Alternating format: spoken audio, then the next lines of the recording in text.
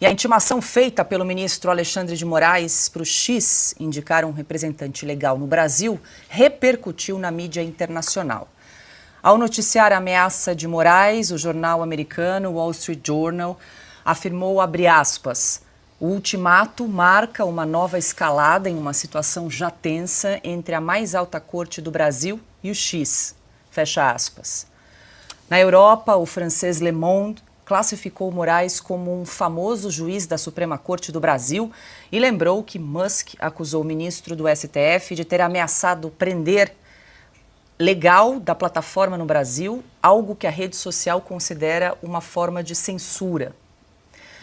A agência de notícias do Catar, Al Jazeera, lembrou que Moraes ordenou a suspensão de mais de 100 contas no X nos últimos anos, incluindo algumas de apoiadores do ex-presidente Jair Bolsonaro.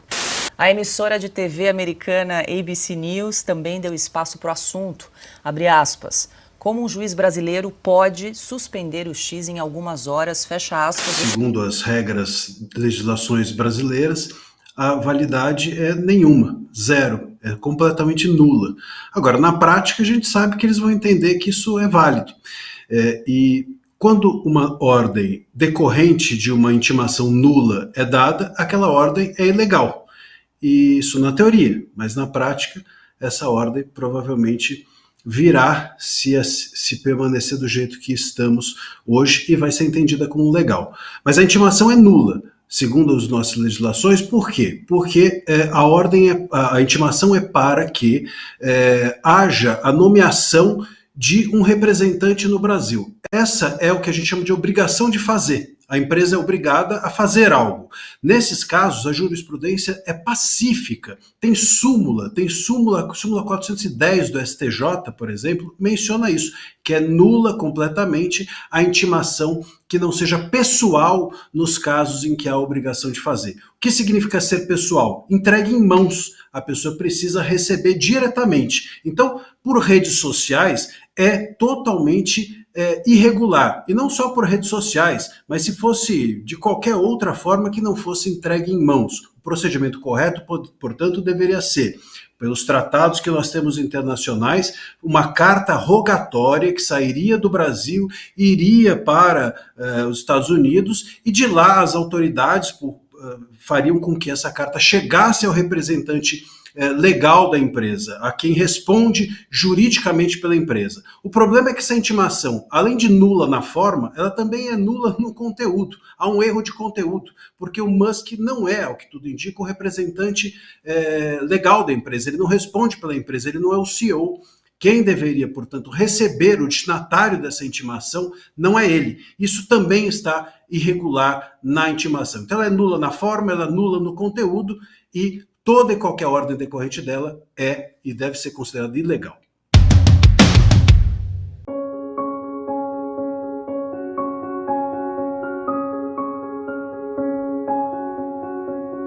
É tanta coisa absurda e ilegal que até um leigo como eu percebe a distância, mas eu queria perguntar sobre essa multa e depois o confisco de recursos da Starlink. Eu não sei quem é o beneficiário da multa aplicada, se é a União, se deveria haver uma execução fiscal antes, alguma coisa assim. A pergunta é direta. O senhor já viu, tem algum precedente de alguma coisa parecida com isso na história do Brasil?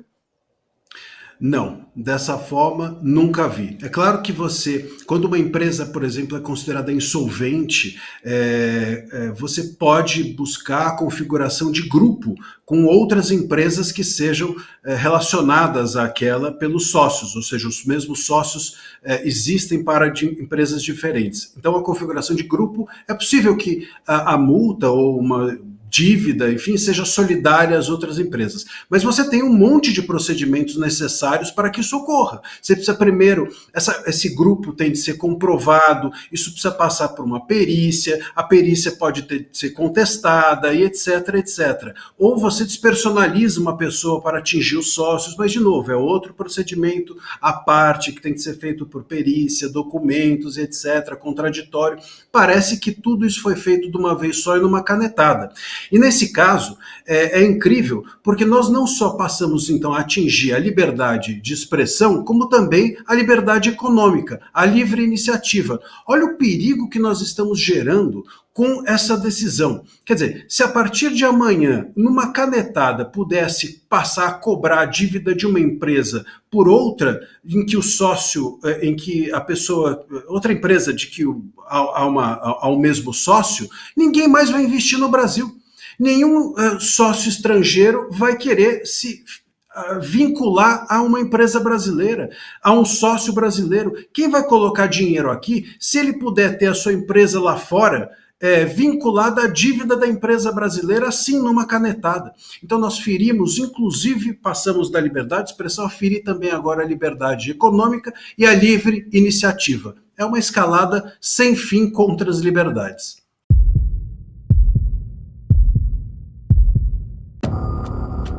Países onde o X é proibido no mundo: Irã, China, Turcomenistão, Coreia do Norte, Mianmar, Rússia, Paquistão e Venezuela.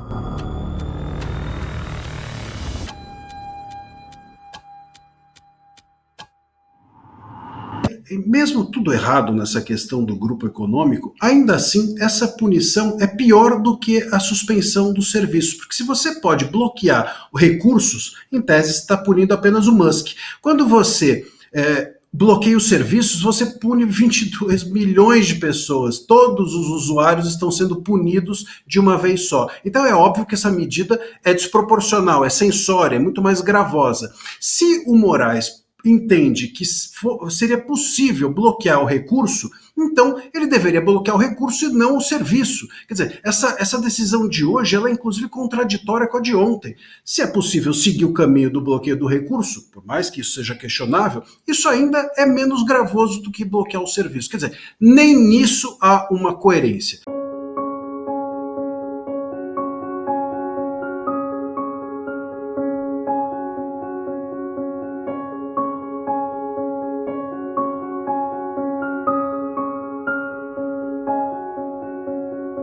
Não é possível proibir VPN.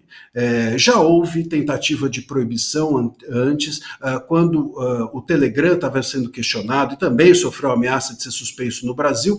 Houve uma ordem de que quem usasse o VPN poderia ser punido em R$100 mil, uma coisa do gênero. Mas é óbvio que aquela ordem não vincula o X, né? Então temos um precedente, vamos dizer assim. Mas nada hoje impede ninguém, se cair agora o X, ninguém está impedido de usar o VPN. E nem pode. É completamente ilegal uma ordem dessa, porque você está punindo o usuário. Não dá para punir o usuário pelo ilícito, suposto ilícito da plataforma. O que nós, usuários, temos a ver com a discussão que está em trâmite no STF entre Musk e Moraes? Nada. Nós, usuários, temos, portanto, o direito de usar o que quisermos, inclusive o VPN. E depois, ainda que essa ordem seja dada também para o X, além de ilegal, ela é impraticável. Não tem como ter tecnologia suficiente para você fiscalizar, e seria uma completa aberração a gente imaginar que os nossos tribunais passarão agora a fiscalizar 22 milhões de usuários no país inteiro, se eles quem que está usando ou não VPN. Quer dizer, seria o fim do mundo completamente. A gente abriria mão por completo de tratarmos de justiça, tratarmos de questões jurídicas dentro das nossas Supremas Cortes, e elas passariam a ser uma polícia do usuário de rede. E motivo de perplexidade e de chacota em alguns casos, né? Porque o Elon Musk também provocou, mostrando justamente esse aspecto, né, pitoresco aí do Alexandre de Moraes, como Voldemort e por aí vai. Então, muita gente está se dando conta que o Brasil já não tem mais democracia, e o alerta em ano eleitoral nos Estados Unidos é: cuidado, que a esquerda que não respeita a liberdade de expressão, que cria pretextos falsos, como nenhum direito é absoluto, eles querem a liberdade de ofender e agredir, espalhar ódio, mentira e blá blá blá, que isso na prática serve para avançar com a tirania, com a censura. Começaremos a publicar a longa lista de crimes de Alexandre, justamente com as leis brasileiras específicas que ele violou, amanhã. Obviamente, ele não precisa obedecer às leis dos Estados Unidos, mas precisa obedecer às leis do seu próprio país. Ele é um ditador e uma fraude, não um juiz.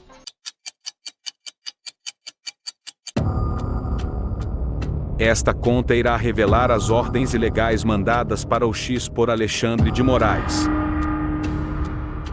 Hoje começaremos a trazer luz sobre os abusos às leis brasileiras cometidos por Alexandre de Moraes.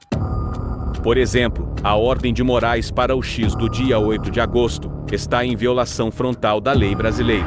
Veja a comparação por si próprio.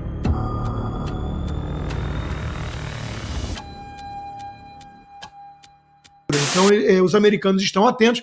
2 congressistas já se manifestaram, aquela mesma aqui congressista da Flórida, Distrito 27, Maria Salazar, né, que estendeu a foto do Alexandre de Moraes, falando que ele é um operador totalitário do direito, e o Scott, e muita gente está atenta a isso, né? O Brasil, não é de hoje, vai caminhando para se enquadrar dentro do eixo do mal, uma vez que o Brasil hoje virou vassalo da China, cachorrinho da Rússia e do Putin e parceirão do Irã, né? Então é o eixo do mal, e não é por acaso que nós estamos inseridos nesse contexto dessa lista nefasta de países onde o X é perseguido e não tem operação em representante.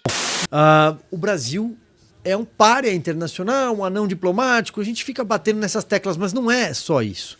O Brasil é cúmplice de um tirano sanguinário que está prendendo crianças e adolescentes.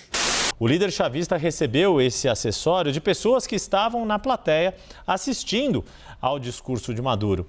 O presidente venezuelano usou o boné durante sua fala e destacou que recebe, abre aspas, com amor, fecha aspas, o MST. Em outro momento, o líder venezuelano convidou o movimento a enviar agricultores para produzirem na Venezuela e disse, entre aspas, convido o MST que venha também com centenas de seus agricultores que venham produzir na Venezuela com sua experiência com as comunas, fecha aspas. O MST tem CNPJ? Não. O MST tem representante legal? Nem carteira de trabalho. O MST tem alguém pra ser preso na hora que o MST vai lá? O MST já matou índio na foice, degolando, tá? Degolando na foice. É só você ir lá pros anais lá, principalmente na época do Fernando Henrique, né? Naquela passagem, finalzinho dos anos 90 pros anos 2000, vai procurar os crimes que o MST cometia naquela época, você fica assim meio, tipo, não é possível, é um negócio meio Estado Islâmico, tá? E isso era MST, principalmente no Pará, Amapá, sabe, aqueles estados que a gente geralmente esquece, né? Aqui no Sudeste. Vai ver o que o MST fazia. Tem representante legal no Brasil?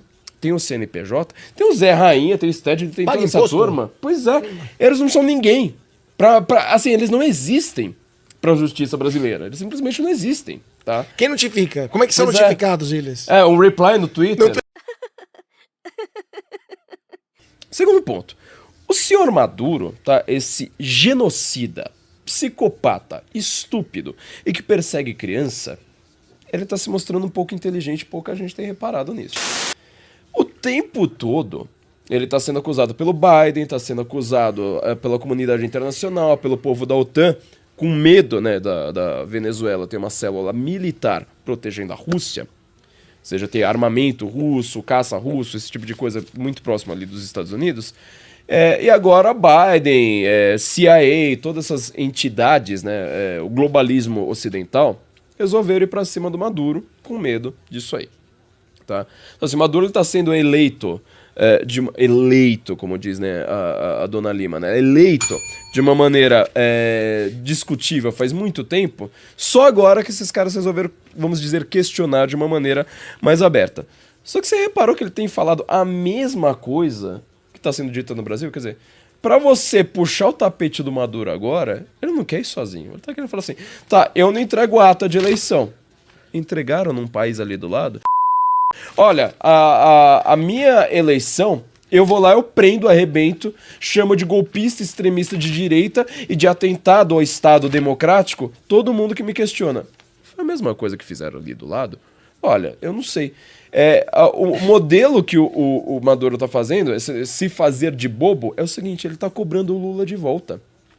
E quando ele coloca o bonezinho do MST, ele sabe, o MST inteiro, o PT inteiro, vai apoiá-lo no CNPJ, apesar de o MST não ter CNPJ. É só o Lula que tá lá falando, não é uma ditadura, é só um regime, sabe, regime desagradável. É só o Celso Amorim que tá lá falando assim, veja bem, veja bem, veja bem. Mas no grosso ele tá falando, eu ainda tenho apoio do PT e eu posso levar vocês juntos. Se vocês continuarem com esse papinho aí, eu vou falar a mesma coisa que elegeu vocês. Vamos lembrar de quem apoia o Maduro aqui no Brasil? As mãos pra cima, cintura solta, solta o levante, tô com Maduro. As mãos pra cima, cintura solta, solta o levante, tô com Maduro. As mãos pra cima, cintura solta, solta o levante, tô com...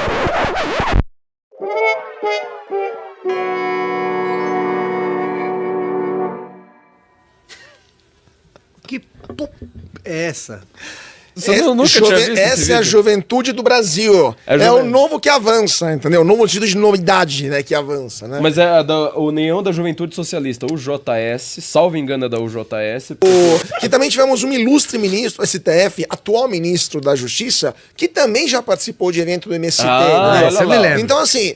E eu trouxe aqui a manchete da ABC News, e aí você até chamou a atenção porque em inglês eles usam one minister, né? O numeral, ou seja, eles ressaltam muito bem a questão de um único, apenas um juiz decidiu e suspender, né? Pode suspender o X em algumas horas. Está aí então a manchete da ABC News chamando a atenção para o poder nas mãos de um único juiz no Brasil. É a mesma expressão que o New York Times utilizou durante a campanha eleitoral. Um único homem decide o que pode ou não ser dito no Brasil. Que é uma cultura americana, não, claro, da Corte Suprema deles, que não faz sentido essas decisões monocráticas. O Michael Schellenberg também usa muito essa expressão. Um único juiz. O Glenn Greenwald também faz esse uso da expressão, porque isso não cabe. Não cabia também no Brasil. Mas, de repente, o Supremo começou no pecado original, lá em 2019, nesse primeiro inquérito. E o ministro Moraes hoje pode tudo, inclusive atropelar entendimentos do Supremo, porque se ele não considera o Supremo em todas as decisões que toma, e algumas são completamente fora da lei, no entendimento que o próprio Supremo tinha, o Supremo nunca afrontou liberdade de expressão, até recentemente. O que mudou? Aí vem um pouco dessa lógica de tratar a Constituição dentro desse entendimento chamado novo constitucionalismo, que tudo é principiológico, tudo é princípio. Não, a Constituição tem regra. Uma cláusula pétrea é pétrea porque ela é regra, é só daquele jeito que pode ser aceito, não pode ser modificado. A história da liberdade de expressão. Mas como é princípio, então a gente vai entendendo. Agora pode, agora não pode, depende, até segunda-feira. E com isso o Supremo consegue se dar mais poder. Vamos lá que daqui a pouco um juiz na primeira instância acha que pode intimar todo mundo agora pela rede social, não vai mandar mais o oficial de justiça. O que vai acontecer? A parte vai reclamar. O que vai acabar no Supremo? Aí o Supremo vai falar assim, bom, neste caso pode. É mais uma tarefa que o Supremo se dá para dizer o que pode e o que não pode. Sendo que, lembrando Nelson Jobim recentemente na entrevista à CNN, que convenhamos, ele não desmentiu a entrevista, ele disse assim, Supremo não tem que interpretar a Constituição. Ele só disse se é legal ou se é ilegal. Porque a interpretação é a criação de uma nova lei, um novo entendimento, que é exatamente essa coisa desse novo constitucionalismo, que tem entre seus defensores o ministro Barroso, que é o presidente da Corte. Então tudo é um princípio. Este caso, o Silvio anotou aqui o que o doutor Massilia falou de jurisprudência de exceção. Por exemplo, essa coisa que o entendimento do próprio Alexandre de Moraes de, não, pode intimar por rede social, é uma jurisprudência de exceção que eles vão falar que agora vale. Mas aí todo juiz vai poder usar? Não, aí depende do entendimento do Supremo. De novo, mais uma coisa que o Supremo vai dizer se pode, se não pode. Ele se arroga poderes todo dia e cada dia mais. Nós acabamos com a estrutura judicial brasileira da primeira e da segunda instância. O Supremo é que vai chegar e dar a última palavra. O nome disso é poder moderador, que é o grande sonho deles. Não tem na lei, mas eles se permitem isso. Nós temos um poder moderador no país, completamente fora da Constituição, porque não está previsto.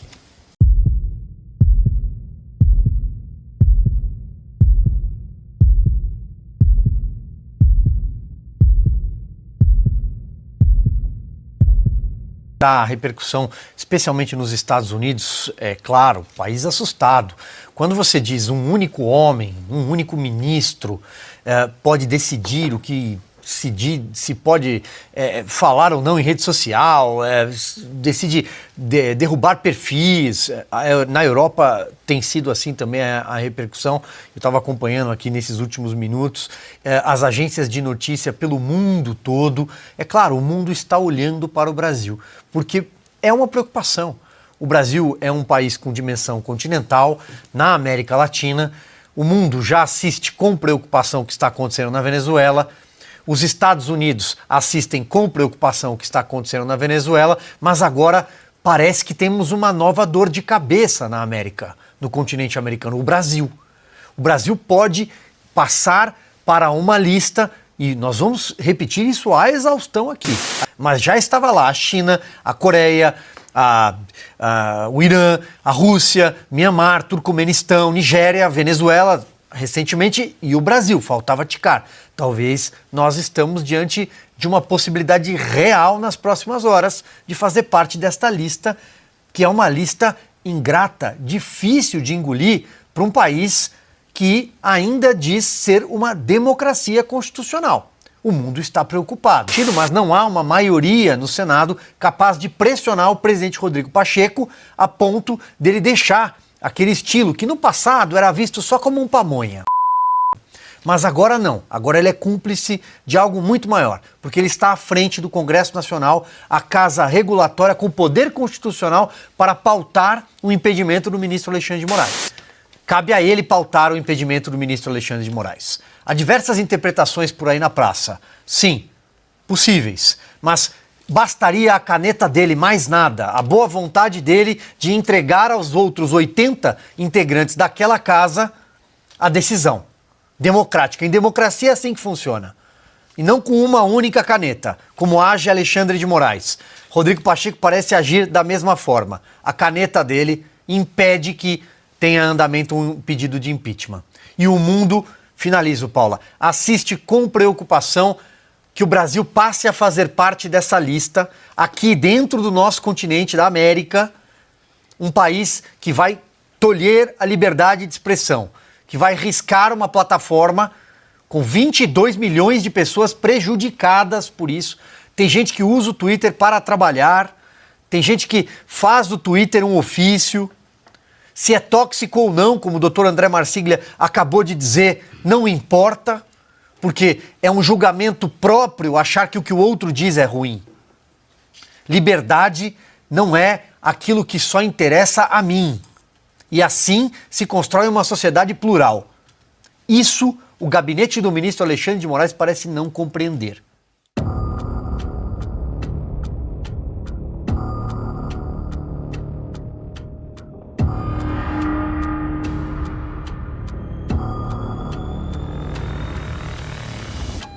Lá no começo, todo esse conflito entre Alexandre de Moraes e Elon Musk tem a sua origem na derrubada de perfis por Alexandre de Moraes. Aqui é preciso deixar bem claro, uma coisa é responsabilizar pessoas por discursos criminosos, e nem todo discurso idiota é criminoso, vamos deixar claro. Uma coisa é discurso idiota, outra coisa é crime, né? Mas isso é outra discussão. Uma coisa é responsabilizar por discursos eventualmente criminosos, responsabilizar as pessoas que os fizeram e, inclusive, a plataforma que não os derrubou. Outra coisa é derrubar perfis. Isso se chama censura prévia. Porque você não sabe o que aquele perfil vai escrever no futuro. Não derrubar perfil é censura prévia. Me impressiona que a censura prévia foi normalizada no Brasil e que a própria imprensa responde à censura prévia com pequenos murmúrios, sem fazer grande escândalo disso. Lá no início dos inquéritos de Alexandre de Moraes, e aí não é o caso do X, lá no início desse inquérito infinito, o inquérito começou com um ato de censura contra uma revista ligada a Sérgio Moro, lá atrás, no começo do inquérito. Agora há pouco, além das derrubadas de perfis, Alexandre de Moraes proibiu Felipe Martins, né, de dar uma entrevista à Folha de São Paulo. Felipe Martins não foi condenado. Ele é investigado, ele não foi condenado. Né? Então, um inocente foi proibido de dar uma entrevista a um dos maiores jornais do país. É um ataque à liberdade de imprensa, é um ataque à liberdade de uma pessoa que não foi condenada. Mas há apenas murmúrios, porque se normalizou isso. Eu acredito que censura seja muito mais... que a defesa da liberdade de expressão seja muito mais, fale muito mais sobre o outro, é muito mais uma defesa do outro do que uma defesa da gente. Quando a gente defende liberdade de expressão, a gente não está pensando apenas em nós, a gente não pode ser egoísta. Quem é egoísta não defende liberdade de expressão. Quem pensa apenas em si, quem pensa apenas nos seus próprios interesses, apenas nas suas próprias oportunidades, não defende liberdade de expressão. Pode parecer, às vezes, que defende, porque defende a sua liberdade de expressão e condena a sua censura, quando ele é vítima da censura. Mas a defesa real da liberdade de expressão é a defesa do outro, é quando acontece aquele que nos incomoda, que nos traz repugnância, que nos deixa constrangido com o que diz ou pensa. Quando a gente é capaz de defender aí sim a gente faz uma defesa real da liberdade de expressão. E eu acredito que as pessoas que compactuem com censura, elas sempre olham para si próprias e apenas para elas. Elas olham para a sua situação, para a sua comodidade, para o seu conforto e pouco importa os outros. Na verdade, eu acho que quando você compactua com censura, você age de forma egoísta. E isso é impensável. O grande defensor da liberdade de expressão, para mim, é aquele que é egoísta com a Constituição. Ele defende apenas aqueles valores. Infelizmente, no Brasil, tanto jornalistas, uma parte dos jornalistas, obviamente, quanto advogados, e uma grande parte dos advogados, ou das entidades que os representam, compactuam com a censura porque só enxergam os seus próprios interesses e muitas vezes estão colados no poder, fazem parte do status quo, fazem parte do establishment que se criou no país. Eles não se diferenciam daquilo que deveria ser o objeto da sua crítica. E aí, infelizmente, a gente tem essas incoerências. Pessoas que vivem da liberdade de expressão, como jornalistas, advogados e políticos até mesmo, sendo favoráveis à censura. Não importa se a rede é tóxica, não importa se há agressividade, a liberdade de expressão não é sua, a liberdade de expressão do outro pode te soar tóxica, e ainda assim você tem de defendê-la, porque é a liberdade de todos que precisa ser defendida, mas as pessoas não enxergam assim. O egoísmo faz com que elas só enxerguem a si próprias os seus interesses, e aí, quando está censurando a mim, eu saio e grito, quando está censurando o outro, eu pouco me importo.